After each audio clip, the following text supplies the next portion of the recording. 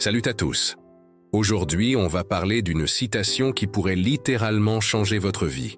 Elle vient d'Épictète, un philosophe grec qui nous dit « Ce qui trouble les hommes, ce ne sont pas les choses, mais les jugements qu'ils portent sur les choses. » Prenons un exemple simple.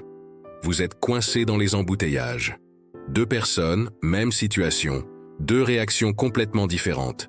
La première s'énerve, klaxonne, se met en colère. La deuxième en profite pour écouter son podcast préféré ou appeler un ami.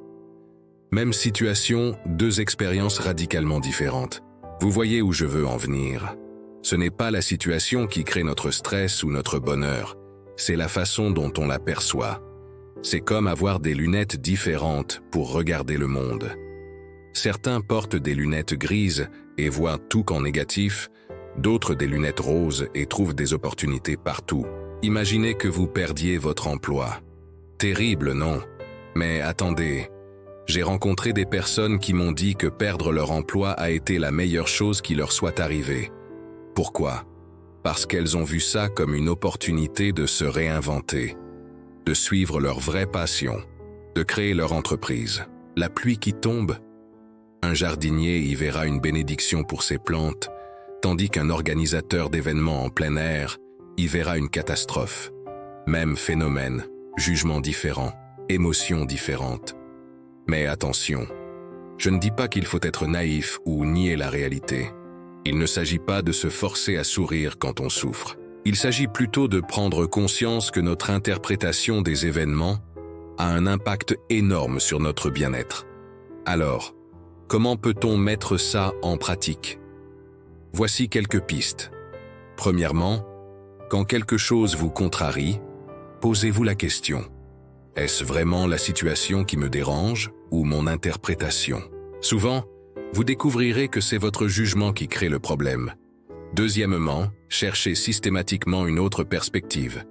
Si vous êtes bloqué dans une file d'attente, au lieu de pester contre la lenteur, demandez-vous « Comment puis-je utiliser ce temps de façon constructive ?»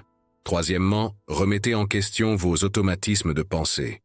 Si vous vous surprenez à dire « c'est une catastrophe », demandez-vous si c'est vraiment le cas.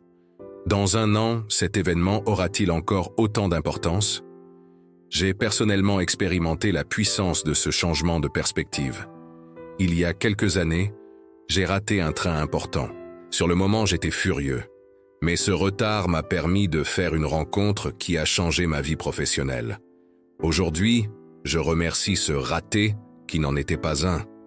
Ce qui est fascinant, c'est que cette philosophie est confirmée par la science moderne.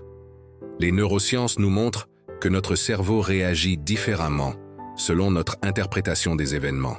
Quand nous changeons notre perspective, nous changeons littéralement notre expérience physiologique.